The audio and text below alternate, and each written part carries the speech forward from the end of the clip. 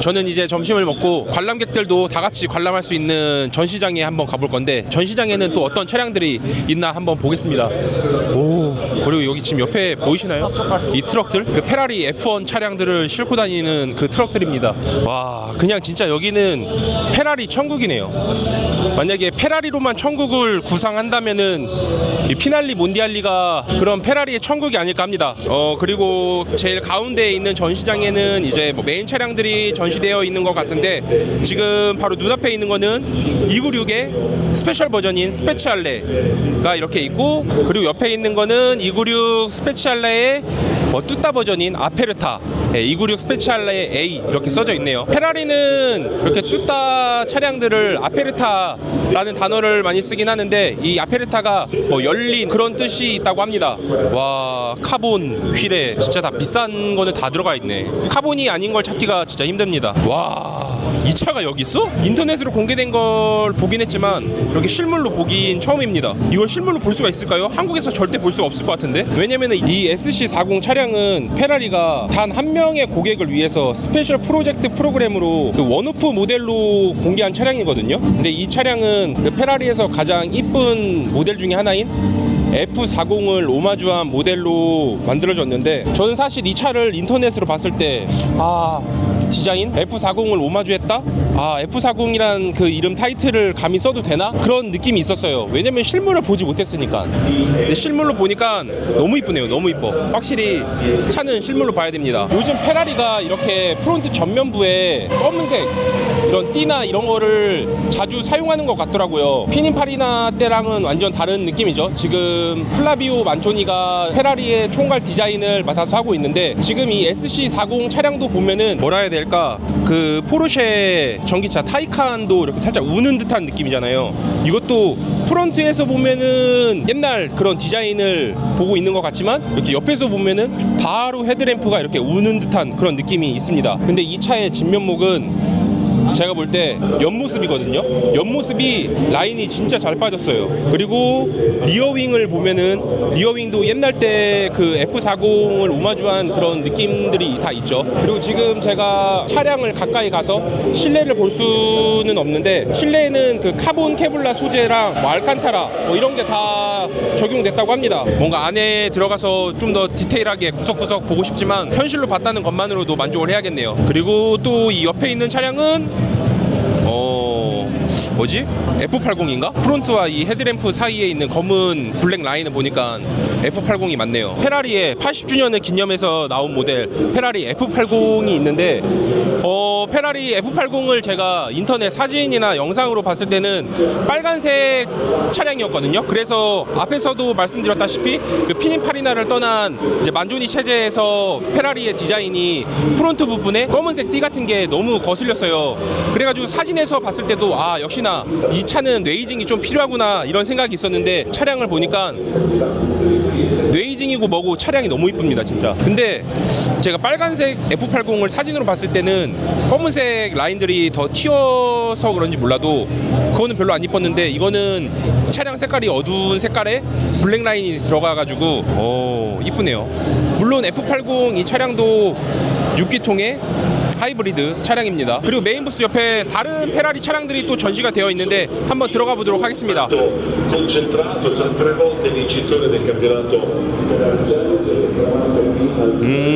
가장 처음 보이는 차량은 599 GTB 차량이네요. 전통적인 페라리의 GT 성향이 짙은 자동차인데, 이 차가 아마 2010년대 전 자동차여서 피닌파리나 때 디자인을 채택하고 있을 거예요. 그래서 되게 둥글둥글하고 헤드램프도 뭔가 눈 같고, 그리고 헤드램프 밑에 그 그릴 뭔가 웃고 있는 듯한 이 느낌. 자동차를 사람으로 표현하면은 진짜 귀여운 느낌이지만 그 안에는 엄청난 12기통 엔진을 품고 있는 그런 차죠. 599XX랑 비교해 봤을 때는 역시나 에어로 파츠들이 많이 빠진 걸 볼 수가 있고, 프론트, 덕트, 그릴 이것도 살짝 왜소한 느낌이죠. 바로 또 옆에는 역시나 지금 페라리에서 가장 핫한 296. 다른 분들은 로마나 다른 차량들을 생각할 수 있겠지만 모터스포츠 DNA를 계승한 296. 바로 옆에는 또 역시 로마가 보이네요. 아, 프론트 그릴만 봐도 알 수가 있죠. 페라리의 8기통 로마 스파이더, 위에가 열리는 스파이더 모델이네요. 이 모델은 도산대로에서 봤으면은 멋있을 것 같지만 지금 여기서는 눈에도 잘 안 들어옵니다. 뭐 로마나 296은 뭐 이렇게 넘어가고, 그다음에 바로 옆에는 저도 처음 보는 차량입니다. 물론 인터넷에서는 많이 봤지만 12칠린들이, 이거는 12칠린들이 스파이더 뚜껑이 열리는 스파이더 모델이긴 하네요. 와, 이거 완전 롱로즈네. 하긴 이게 또 12칠린들이 그 이름에 걸맞게 12기통 엔진이 들어가거든요.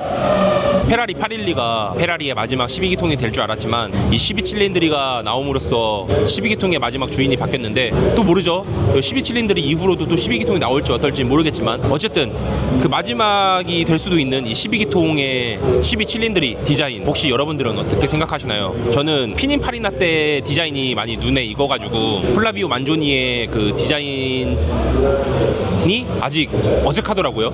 근데 이렇게 또 실물로 보니까 그렇게 마냥 나쁘지만은 않다.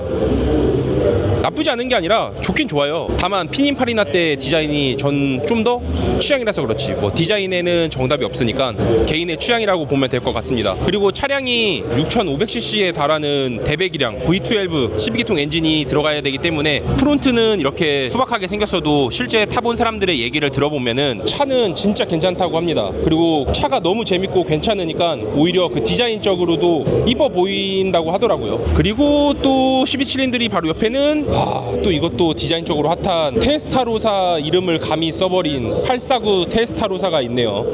역시나 또 헤드램프 사이에 검은 띠지를 두르고 있는 849 테스타로사를 좀 제 개인적인 생각으로 말씀드리자면은 페라리의 테스타로사, 디자인적으로도 아직까지 회자되고 있는 차량 중에 하나잖아요. 그래서 테스타로사라는 이름이 갖고 있는 의미가 굉장히 큰데 그 단어를 과감히 페라리가 이번에 썼거든요. 849에. 근데 이 차도 실물로 보니까 이쁘다. 사진이랑 영상에서 봤을 때랑은 또 다른 느낌이 있습니다. 만조니가 란치아, 뭐 폭스바겐, 그다음에 람보르기니 이렇게 거쳐서 지금 페라리의 총괄 디자인을 맡고 있거든요. 그래서 그런지 살짝 그런 느낌이 없지 않아 있습니다. 그리고 849 테스타로사 그 옆에는 역시나 똑같이 이것도 849 테스타로사네요. 저 노란색이 테스타로사 스파이더 버전 뚜껑이 열리는 거였고, 이거는 그냥 테스타로사입니다. 849 테스타로사. 근데 되게 신기한 게 여기 리어윙이 FXX 같은 느낌이 있습니다. 진짜 이런 리어윙의 형태를 보면은 XX 프로그램에 참가하는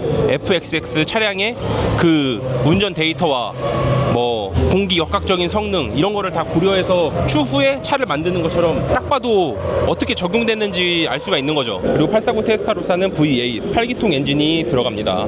그리고 이 차량은 뭐지? 이게 아말피구나. 오, 아말피 처음 봅니다. 지금 제 눈앞에 아말피가 있는데 제가 현재 이탈리아에 와 있는 와중에 한국에서는 아말피 정식 론칭을 했더라고요. 제가 뭐 그 행사장에는 참석을 하지 못했지만 이렇게라도 눈앞에서 볼 수 있게 됐습니다. 이 아말피도 849 테스타로사처럼 8기통 엔진이 들어가고, 디자인적으로 살짝 보면은 아말피의 디자인 이쁘기는 한데 예술작품 같았던 그런 느낌보다도 확실히 현대적인 느낌이 강한 면모가 있습니다. 그리고 옆에는 또 아까 앞에서 봤던 12칠린들이 스파이더가 아니고 그냥 12칠린들이 모델이 있습니다. 그리고 제일 구석에 박혀있는 차량은 프로상계입니다. 프로상계가 프리미엄이 굉장히 많이 붙었는데 요즘 페라리가 프로상계를 엄청 찍어내서 팔고 있습니다. 여튼 여기 부스는 뭐 이렇게 차량들이 전시가 돼 있네요. 그리고 지금 제 뒤로는 페라리 원메이크 레이스인 페라리 챌린지에 참가하는 296 챌린지 차량들이 있는데, 이 차량들이 다른 서킷 가면은 메인 피트를 사용하겠지만 지금 이 피날리 몬디알리 이 행사장에서는 비가 오는데도 불구하고 임시로 설치된 부스를 이용해서 차량이 정비가 되고 진열이 되어 있습니다. 그리고 또 여기 부스를 보면은 역시나 296 차량들도 있고, 여기는 과거 296 전에 뛰었던 488, 또 그 전에 458 차량들도 이렇게 임시 설치된 현수막에 있네요. 살짝 찬밥 같은 느낌이 나는데 그만큼 메인 피트에는 더 엄청난 자동차들이 있기 때문에 여기에 이렇게 진열된 게 아닌가 싶습니다. 이렇게 599부터 프로상계까지, 그 다음에 신모델 12칠린들이가 전시되어 있는 부스 구경을 마쳤고, 다음 부스로 이동하기 전에 원래는 차량을 설명하면서 따로 제가 디테일샷을 찍어가지고 그 설명에 맞게 영상을 띄우는데, 그럼 촬영이 2번 돼야 되거든요. 근데 이 행사가 너무 크고 구경해야 될 자동차들이 너무 많아가지고 그만큼 페라리가 역사도 깊고 하니까, 그래서 말하면서 촬영을 이어간다는 점 양해 부탁드리겠습니다. 어쨌든 다음 전시장으로 넘어가 보도록 하겠습니다. 미쳤다, 미쳤어.